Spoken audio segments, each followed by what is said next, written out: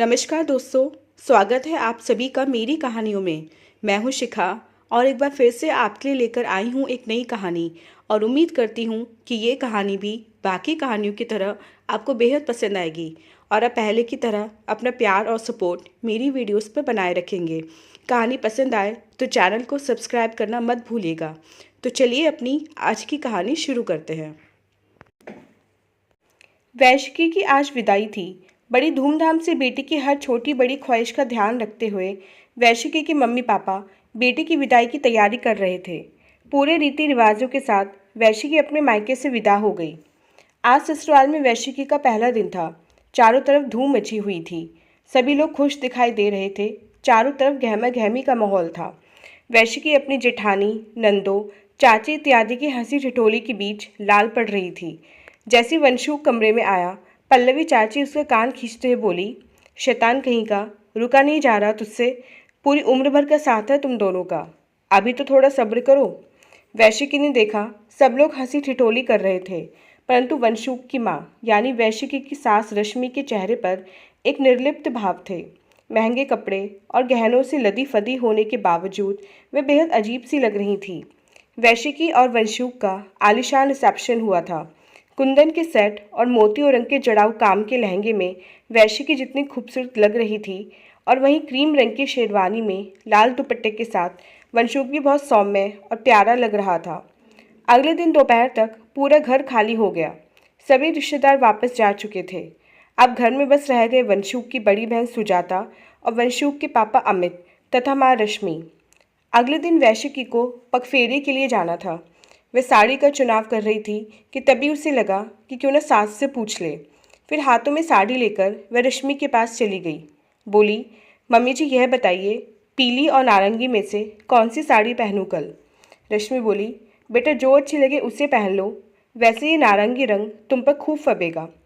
तभी अमित ठहाके मारते हुए बोले, रही ना तुम गंवार की गंवार, ये चुभता हुआ रंग सर्दियों में अच्छा लगता है, ना कि मई के महीने में। रश्मि एकदम चुप हो गई तो अमित फिर बोले, वैशिकी बेटा तुम अपनी सुजाता दीदी से पूछ लो। वैशिकी को अपने ससुर का अपनी सास के प्रति व्यवहार बहुत अजीब सा लगा। साथ ही साथ उसके मन में यह डर भी समा गया कि क्या होगा अगर वंशुक का व्यवहार भी ऐसा ही हुआ तो। आखिर बेटा अपने पिता से ही तो सीखता है। अगले दिन पगफेरे की रस्म के लिए वैशिकी पीले रंग की शिफॉन की साड़ी पहनकर जाने को तैयार हो गई। रश्मि ने सुबह उठकर नाश्ते में आलू के पराठे और मूंग की दाल का हलवा बनाया था। सुजाता बोली, मम्मी आप तो हम सबको मोटा करके ही मानेंगी। वंशुक भी कटाक्ष करते हुए बोला, मम्मी कितनी बार कहा है कि कुछ डाइट फूड बनाना भी सीख लो। अमित बोले, कहाँ से सीखेगी तुम्हारी मम्मी, इसे तो खुद अपनी कमर को कमरा बनाने से फुर्सत नहीं है। सभी हंस पड़े, लेकिन तभी वैशिकी बोल उठी, भाई किसी को अच्छा लगे या ना लगे, मुझे तो ऐसे लजीज नाश्ता पहली बार मिला है। वैशिकी की बात सुनकर रश्मि का चेहरा खिल उठा। पगफेरे के बाद वैशिकी और वंशुक 15 दिनों के लिए हनीमून पर चले गए। हनीमून पर भी वैशिकी ने महसूस किया कि वंशुक के घर से या तो उसकी दीदी या फिर पापा ही फ़ोन करते। जब वंशुक और वैशिकी हनीमून से वापस आए तो वंशुक की दीदी सुजाता अपने ससुराल जा चुकी थी। वैशिकी शाम को अपने साथ लाए उपहारों को रश्मि और अमित को दिखाने लगी। वैशिकी अमित के लिए टी शर्ट और रश्मि के लिए धूप का चश्मा लाई थी। रश्मि का उपहार देखकर अमित बोले, वैशिकी बेटा ये क्या ले आई हो तुम अपनी मम्मी के लिए, तुम्हारी मम्मी ने यह कभी नहीं लगाया। यह तो शहर में इतने सालों तक रहते हुए भी अभी तक नहीं बदल पाई है, अब क्या लगाएगी। वैशिकी बोली, अरे पापा तो अब लगा लेंगी, मैं बहुत मन से लाई हूँ। अगले दिन अमित और वंशुक दफ्तर चले गए। वैशिकी की अभी 7 दिन की छुट्टियां बची थीं। उसने झिझकते हुए रसोई में कदम रखा तो देखा कि रश्मि बेसन के लड्डू बनाने में व्यस्त थीं। वैशिकी को देखकर मुस्कुराकर बोली, बेटा तुम्हें बेसन के लड्डू पसंद है ना, वही बना रही हूँ। वैशिकी ने एक लड्डू उठाकर खाते हुए कहा, मम्मी आपके हाथों में बहुत स्वाद है, झूठ नहीं बोल रही हूँ। रश्मि उदास सी होकर बोली, बेटा पिछले 30 सालों से खाना बना रही हूँ, यह भी अच्छा नहीं बना पाऊंगी तो क्या फ़ायदा। वैशिकी बोली, मम्मी नहीं सच कह रही हूँ, आप बहुत अच्छा खाना बनाती हैं, हर कोई इतना अच्छा खाना नहीं बना सकता है। वैशिकी सोच में पड़ गई कि सास घर के हर काम में बहुत सुघड़ है, पर न जाने क्यों अपने खुद के रख रखाव को लेकर बहुत उदासीन है। जब शाम होने लगी तो रश्मि अमित और वंशुक के लिए पोहा बनाने लगी। इतनी देर में वैश्यकी तैयार होकर आ गई। रश्मि को देखकर बोली, मम्मी जब तक मैं चाय बना रही हूँ आप भी तैयार हो जाइए। वह भला क्यों? रश्मि ने आश्चर्य से पूछा। वैश्यकी रश्मि को एक नया सूट देते हुए बोली, पापा आपको फ्रेश फ्रेश देखेंगे तो खिल उठेंगे। मगर अमित और वंशुक दफ्तर से वापस आए तो चाय की गरम गरम चुस्कियों के साथ वंशुक वैश्यकी को अपने दफ्तर के नए प्रोजेक्ट के बारे में बता रहा था। अमित ने एक सरसरी नज़र रश्मि पर डाली और व्यंग करते हुए बोले, काश मैं भी किसी से दफ्तर के तनाव को डिस्कस कर सकता। केवल पोहा ही तनाव को कम नहीं कर सकता है। रश्मि आंसुओं को पीते हुए कमरे में चली गई। वैश्यकी का दिया हुआ सूट जो उसने पहना था उसे बदलते हुए सोच रही थी कि अमित ने उसे कब पत्नी का सम्मान दिया है। हर समय उसे गंवार बोल बोल कर ऐसे कर दिया है कि कभी कभी तो उसे अपनी पोस्ट ग्रेजुएशन की डिग्री पर शक होने लगता है। रात को सोने के बिस्तर पर वैश्यकी से नहीं रहा गया तो वे वंशुक से बोल उठी, पापा क्यों मम्मी को हर समय ताने देते रहते हैं? वंशुक बोला, अरे पापा इतने स्मार्ट हैं और मम्मी एकदम गंवार लगती हैं, इसलिए पापा ऐसे बोलते हैं। फिर वैश्यकी को बाहों में लेते हुए बोला, हर कोई मेरी तरह नहीं होता है कि उसे सुंदर और स्मार्ट पत्नी मिले। अगले दिन बाप बेटे के ऑफिस जाने पर वैश्यकी और रश्मि दोनों घर पर अकेली थीं तो वैश्यकी रश्मि से बोली, मम्मी अगर आप बुरा ना माने तो एक बात कहूँ, आप पापा की हर बात क्यों सुनती हैं? रश्मि बोली, बेटा क्योंकि मैं तुम्हारी तरह ना स्मार्ट हूँ, ना ही सुंदर और ना ही अपने पैरों पर खड़ी हूँ। वैश्यकी आंखें बड़ी करते हुए बोली, उफ, आपके पास कितने तीखे नैन नक्श हैं, इतनी वेल मेंटेन्ड है, बस एक प्यारी सी मुस्कान की कमी है। रश्मि बोली, अरे बेटा मजाक मत करो, मेरी सास, ननद, जेठानी और यहाँ तक कि बच्चे भी मुझे गंवार ही मानते हैं और फिर तुम्हारे पापा और मेरा कोई जोड़ नहीं है। वैश्यकी बोली, मम्मी क्योंकि आप ऐसा सोचती हैं, जैसा आप अपने बारे में सोचेंगी दूसरे लोग भी वैसा ही सोचेंगे। रात में वैश्यकी ने खाने की टेबल पर अमित से कहा, पापा मम्मी इतना अच्छा खाना बनाती हैं, क्यों ना हम कोई छोटा मोटा बिजनेस सेटअप कर लें?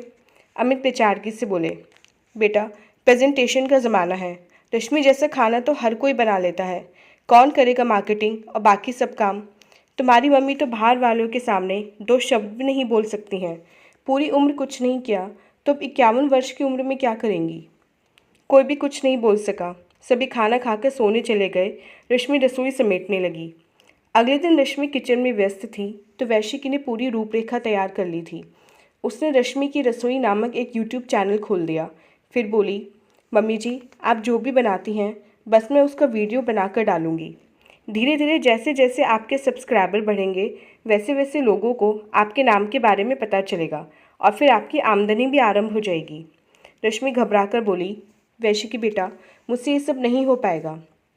मगर फिर वैश्यकी के बहुत ज़ोर देने पर रश्मि तैयार हो गई, लेकिन कभी कुछ न करने की लोगों की बातें दिमाग में घूम रही थीं, जिसकी वजह से घबराहट में रश्मि से पूरी सेव भाजी की सब्जी जल गई। तो रश्मि बोली, देखा वैश्यकी, मैंने कहा था ना कि मैं गंवार हूँ, मैं कुछ नहीं कर सकती हूँ। मगर वैश्यकी पर तो जैसे जुनून सवार था। शाम को बोली, मम्मी आप एक काम करें, पहले आप खूब अच्छी तरह से तैयार हो जाइए, फिर कोई छोटा मोटा नाश्ता बनाइए, हम उसी से शुरू करते हैं। इस बार वैश्यकी ने रश्मि के द्वारा आटे का हलवा बनाने का वीडियो बनाकर डाल दिया। वैश्यकी ने उस वीडियो को अपने दफ्तर और दोस्तों के ग्रुप में शेयर कर दिया। शाम होने तक रश्मि की वीडियो को बहुत सारे व्यूज़ और काफ़ी कमेंट भी मिल गए। एक आदमी का यह कमेंट था, भाई बीवी हो तो ऐसी सुंदर, सुशील और पाक कला में निपुण। वैश्यकी ने कहा, मम्मी देखो आपकी तो फ़ैन फॉलोइंग भी आरंभ हो गई है। अगली सुबह रश्मि खुद ही तैयार हो गई थी। आज की वीडियो में वह कल से अधिक कॉन्फिडेंट थी। रश्मि के अपनी बहू वैश्यकी के साथ दिन पलक झपकते ही बीत रहे थे। इन दिनों में रश्मि ने फिर से हंसना, मुस्कुराना और अपने ऊपर विश्वास करना सीख लिया था। वैश्यकी छुट्टियों के बाद अगले दिन दफ्तर जाने की तैयारी में जुटी थी। रश्मि उसके कमरे में आकर बोली, बेटा अब वह चैनल का क्या होगा? वैश्यकी बोली, मम्मी हम लोग रोज़ शाम को एक वीडियो करेंगे और मैं आपको सिखा भी दूंगी कि कैसे बिना किसी की मदद के आप अपना वीडियो खुद बना सकती हैं। वैश्यकी के प्यार और सम्मान के कारण रश्मि अब फिर से अपने खुद के करीब आ गई थी। अब हर समय एक मुस्कान उसके होठों पर थिरकती रहती थी। धीरे धीरे वैश्यकी की मदद से रश्मि ने ऑनलाइन ऑर्डर भी लेने शुरू कर दिए थे। आज रश्मि को अपनी मेहनत का पहला चेक मिला था, कुल 10,000 रुपये का। रकम चाहे बहुत बड़ी ना हो पर उससे निकलने वाले हौसले को रश्मि अपने शब्दों में बयान नहीं कर पा रही थी। जो अब तक लोगों की नज़रों में फूहड़, गंवार आती थी, यहाँ तक कि अमित खुद अपनी पत्नी के इस बदले हुए रूप पर चकित थे। वंशुक बोला, मम्मी, बहू ने तो आपकी काया पलट कर दी। वैशिकी बोली, नहीं, हुनर तो पहले से ही था मम्मी में, बस उन हौसलों को उड़ान देनी थी। रश्मि को सबकी बातें सुनकर ऐसे लगा कि बहुत दिनों से अपनी ज़िंदगी की बंद पड़ी खिड़कियां खुल गई हैं और एक नई रेसिपी की खुशबू उन खुली खिड़कियों से आ रहे हवा के झोंकों के साथ उसके मन को महका गई हो। तो दोस्तों, ये थी हमारी आज की कहानी। उम्मीद करते हुए कहानी आपको पसंद आई होगी। मिलते हैं अपने नेक्स्ट वीडियो में इससे नेक्स्ट कहानी के साथ। तब तक के लिए आज्ञा दीजिए। धन्यवाद।